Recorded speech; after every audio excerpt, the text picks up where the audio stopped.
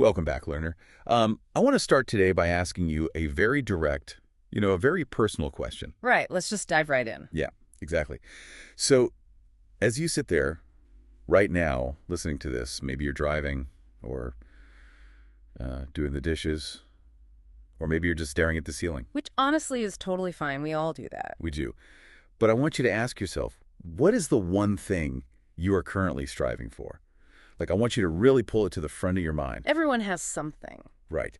Is it a promotion at work that you've been grinding away at for the last 3 years, like sacrificing your evenings and your weekends for... Or maybe it's finishing that new degree, right? So you can finally switch careers and feel like your life has actually started. Exactly. Or maybe it's finding a relationship, buying a house in a market that just feels, completely impossible. Or honestly, maybe it's just getting to 5 o'clock on Friday so you can finally catch up on sleep. Yeah, it's a universal condition. We all have that target.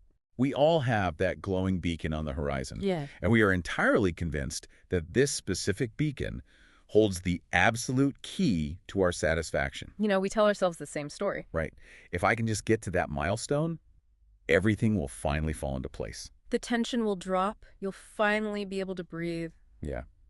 But today, we're going to tear that assumption all the way down to the studs. Because what if that entire premise, the very foundation of how you and I and almost everyone else on Earth structure our daily lives, Yeah. what if it's fundamentally flawed? It's a heavy question. It is. What if all that striving isn't actually moving you toward happiness at all, but, is the exact engine generating your exhaustion? It's a profoundly sobering thought to entertain. I mean, we operate under this massive, unexamined collective delusion that life is simply a ladder. Right, rung by rung. Exactly. You climb it rung by rung. And we assume, almost as like a law of physics, that if we just gather enough external achievements, money, status, the right partner, the right square footage, the internal experience of our life will naturally elevate to match them. It just automatically happens, right? That's the assumption.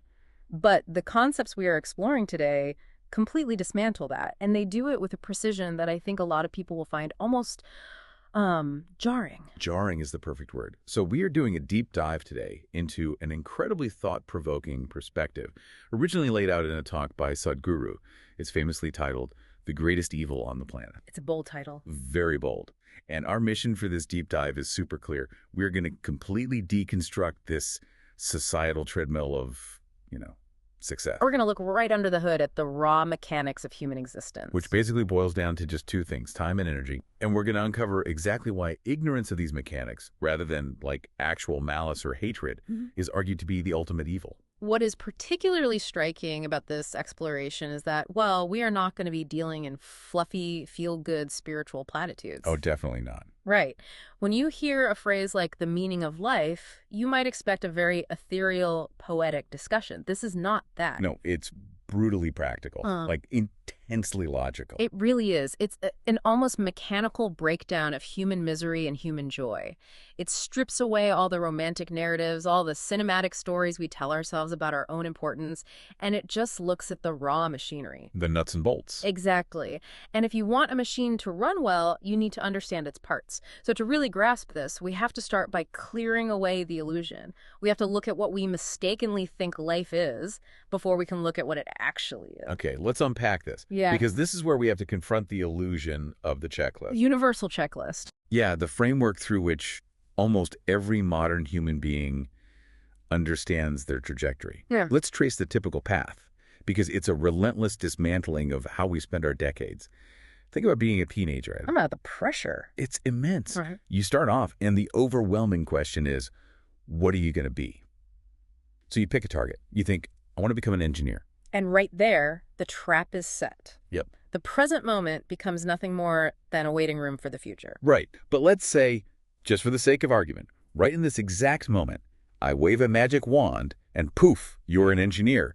You have the degree, the knowledge, it's done. Are you satisfied? Exactly. Do you sit back and say, my life is complete? No, because instantly the checklist updates in real time. Now you're thinking, well, I have the degree, but I need a job. I'm unemployed.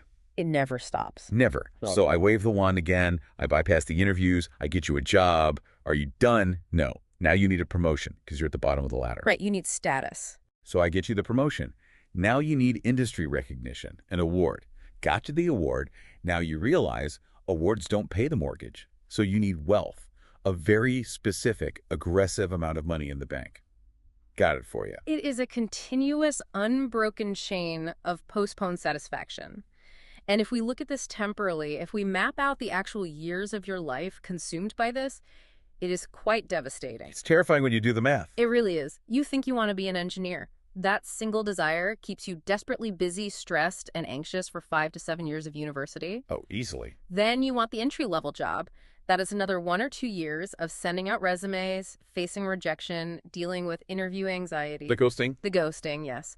Then you want a very specific kind of job, the dream job with the corner office.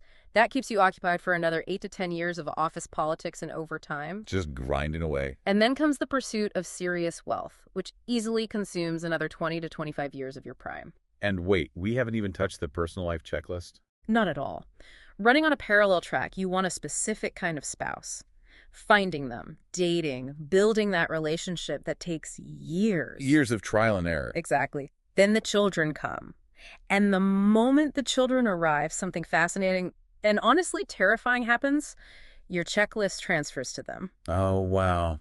That is so true. You suddenly need your child to achieve, to become this, that, and the other thing, and your satisfaction is now tethered to their milestones. It reminds me so much of those fetch quests you get in video games. Oh, absolutely. You know the ones? You walk into a virtual village, you talk to a character, and they say, to save the world, you must bring me 3 magic apples. Right, a totally arbitrary task. Totally arbitrary. Yeah. So you spend 2 hours of real-world time fighting monsters, navigating mazes, climbing digital mountains to get these 3 apples. And you feel great about it.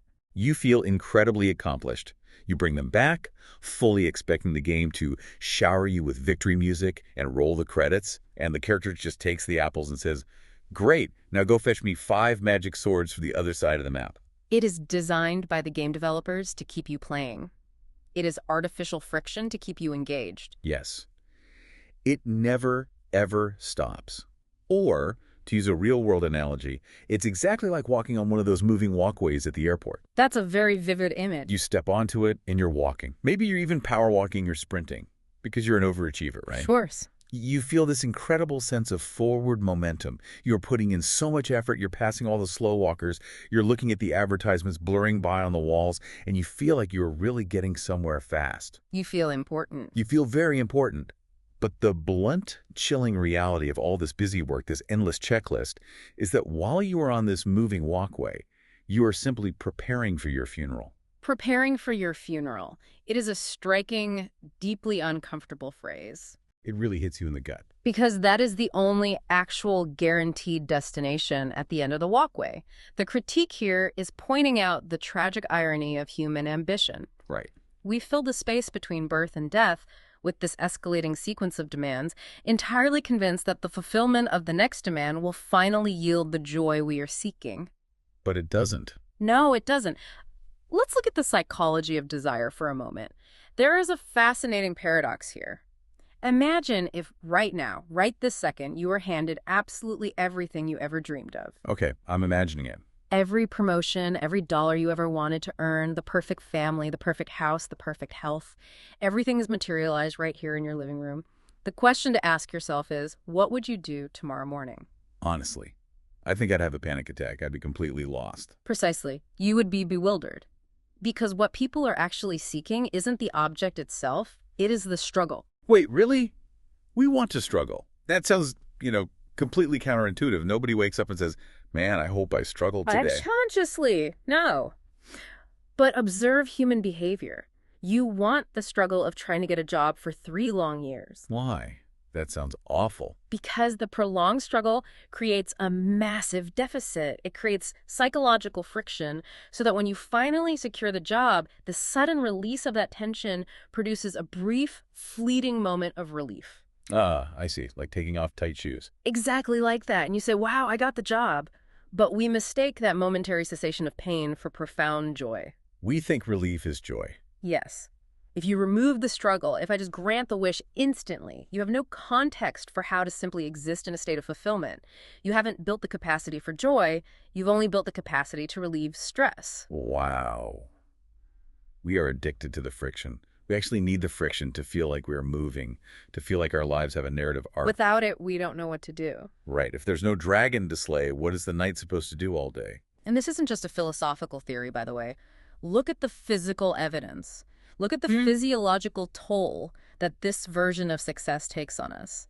We can observe people who have reached the pinnacle of the checklist. The people at the very top. People with the good jobs, the massive salaries, the societal prestige. Right. If the equation of milestones equal happiness were true, then Wall Street and Silicon Valley should be the happiest places on earth. They should be utopias. They should. You should be able to walk down the street in a wealthy business district and just see people dripping with ecstasy. They should be radiating joy because they checked the box. They won the game. But the observational evidence suggests exactly the opposite. It's the exact opposite. You look at them, and they are miserable. They are clenching their jaws. They are getting high blood pressure just sitting in traffic on the way to work. Ulcers,